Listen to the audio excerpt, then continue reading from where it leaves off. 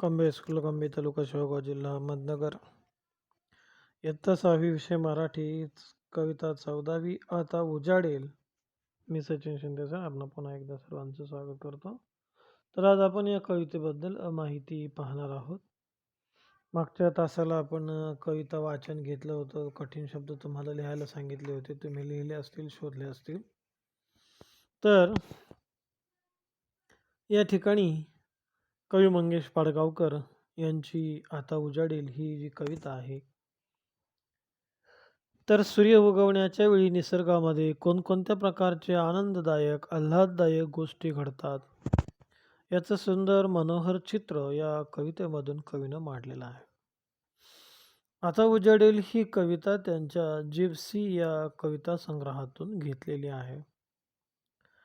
धारा नृत्य, जिप्सी, छोरी, मीरा, सलाम इत्यादी त्यांचे कविता संग्रह प्रसिद्ध आहेत.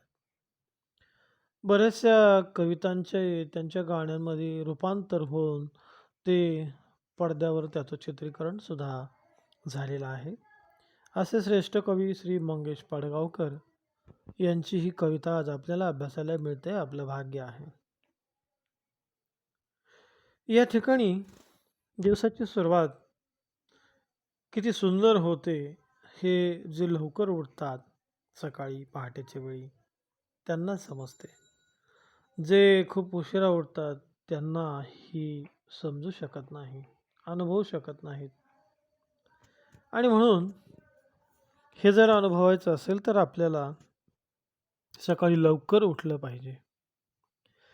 रात्रीचा जो काळोख असतो, खिन्न दुःखी अंधार असतो, आपल्या जीवनामध्ये दोन बाजू असतात, दिवस आणि रात्र, सुख आणि दुःख. ही रात्र सुद्धा या ठिकाणी दुःखाच्या स्वरूपात व्यक्त होत असते. खिन्न म्हणजे दुःखी. तर या ठिकाणी या रात्रीला वेगळ्या पद्धतीने पाहिलं जातं. आणि म्हणून रात्र सरल्यानंतर जेव्हा दिवस उगवण्याची वेळ येते तेव्हा आनंदाचा क्षण येतो. आयुष्यामधले दुःख जेव्हा संपतात तेव्हा सुखाची सुरुवात होत असते. ती एक सकाळ आपल्या आयुष्यामध्ये महत्त्वाची असते. या ठिकाणी आता उजाडेल खिन्न आंधळा अंधार, आता ओसरेल पार, लहरीत किरणांची कलाभूत मोहरेल, आता उजाडेल. या ठिकाणी कवी म्हणतात आता उजाडेल, आता पहाट होत आहे, आता दिवस उगवणार आहे, सूर्यनारायण वरती येणार आहे. आणि हा सूर्यनारायण वर येत असताना हा जो खिन्न आंधळा दुःखी करणारा हा जो अंधार आहे, अज्ञानाचा हा जो अंधार आहे, हा आता पूर्णपणे ओसरणार आहे, संपणार आहे, जाणार आहे. त्याची काळीमा आता हटणार आहे आणि त्या जागेवरती सूर्य आपली सुंदर किरणं घेऊन आपल्याला प्रकाशमान करणार आहे. लहरीत किरणांची कलाभूत मोहरेल. या ठिकाणी सकाळी जेव्हा सूर्य वर येण्याची अवस्था असते त्यावेळेला जर तुम्ही आकाशामध्ये अनुभवलं असेल तर या ठिकाणी या किरणांच्या ज्या लहरी आहेत, या लहरीमध्ये कलाभूत मोहरेल. कलाभूत म्हणजे काय? तर चांदीची अथवा सोन्याची जर किंवा रेशमी दोरा आणि त्या दोऱ्याच्या सहाय्यानं केलेली सुंदर कलाकृती, ती आहे कलाभूत. जेव्हा सूर्य वर येतो तेव्हा त्याचे सोनेरी चंदेरी किरणं तो हळूहळू पसरवायला सुरुवात करतो. आणि हे पसरवत असताना त्याची एक सुंदर प्रकारची नक्षी तयार होते. आणि याच नक्षीला या ठिकाणी कवी असं म्हणतात, लहरीत किरणांची कलाभूत मोहरेल, आता उजाडेल. आणि हे सगळं पाहत असताना आयुष्याला एक नववळण मिळतं, आपल्यामध्ये एक नवीन उत्साह संचारतो. आणि म्हणून सकाळी आपण लवकर उठलं पाहिजे आणि या गोष्टीचा आनंद घेतला पाहिजे. शुभ्र आनंदाच्या लाटा गात फुटतील आता, मृदू गळ्यात खगांच्या किलबिल पालवेल आता उजाडेल. अलीकडे आपण बरीचशी झाडांची कत्तल केलेली आहे. जंगलं कमी झालेली आहेत, झाडं कमी झालेली आहेत. आणि मग झाडं कमी झाल्यामुळे पक्ष्यांना बसायला जागा राहिलेली नाही. त्याच्यामुळे पक्ष्यांची संख्या सुद्धा कमी झालेली आहे. आणि म्हणून पक्ष्यांचा किलबिलाट जो सकाळी सकाळी आपल्याला गावाकडे ऐकायला मिळायचा, तो आता आपल्याला ऐकायला मिळत नाही. तर मग हा किलबिलाट कुठे गेला असेल?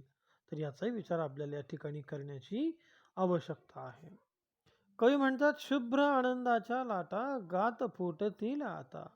जसजसं सूर्य वरती येतो, तसतसा पांढरा प्रकाश पसरायला सुरुवात होते.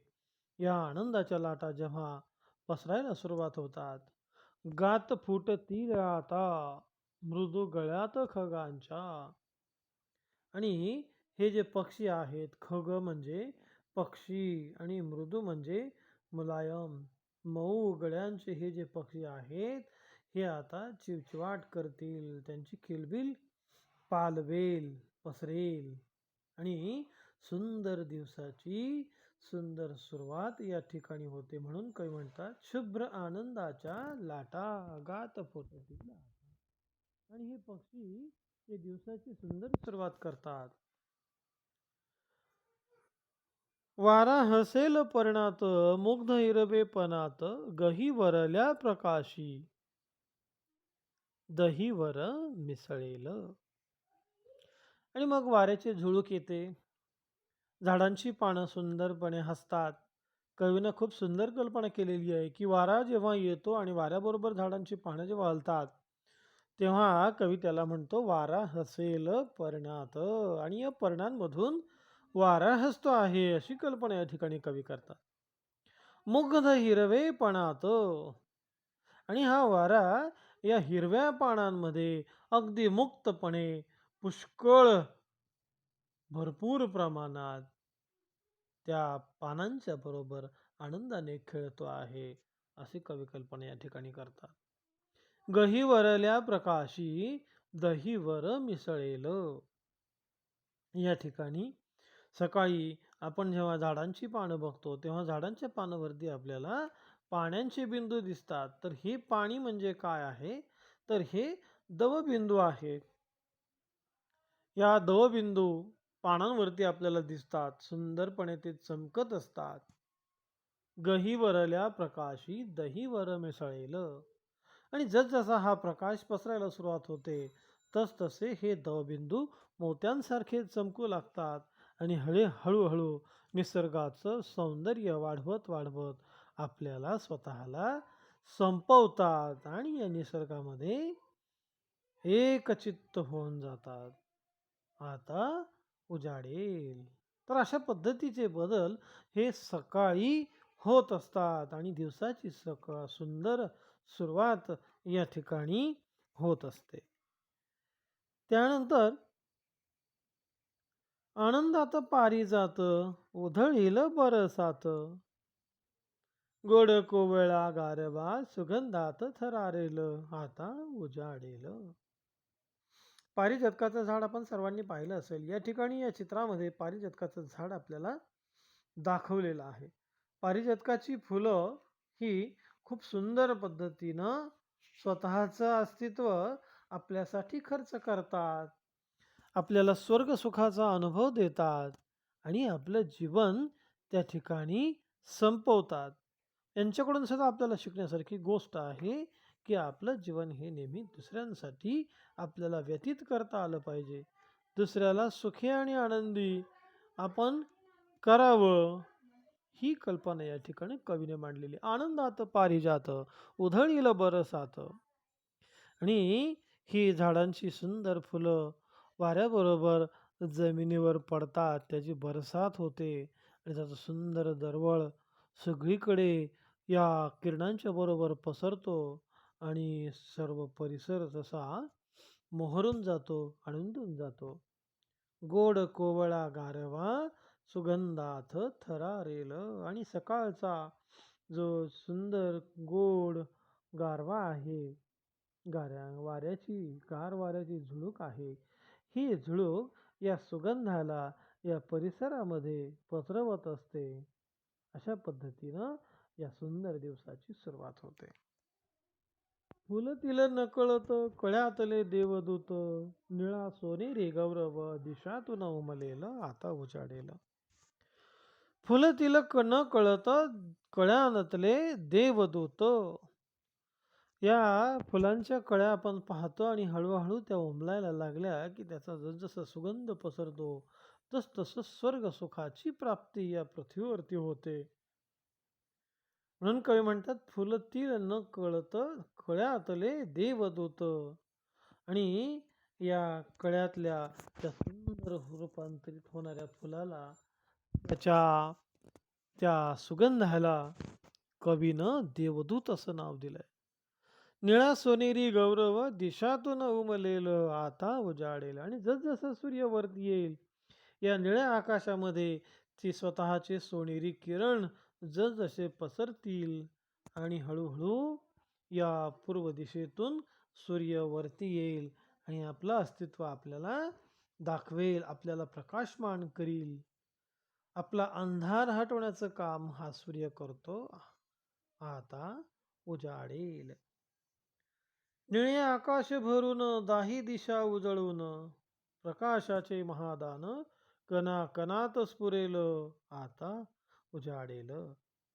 निळे आकाश भरून दाही दिशा उजळून. हे जे आपल्या डोक्यावरती हे जे निळे आकाश आहे, सगळ्या दाही दिशा आहेत, ह्या सर्व दिशा प्रकाशमान होतील, प्रकाशमय होतील. अगदी कणकणापर्यंत प्रकाश हा पसरणार आहे. प्रकाशाचे महादान. महादान म्हणजे सर्वात मोठं दान. सूर्य निसर्ग हा दानशूर आहे. प्रत्येक गोष्ट निसर्गातली ही दुसऱ्यांसाठी आहे. सूर्य उजेड देतो आपल्यासाठी.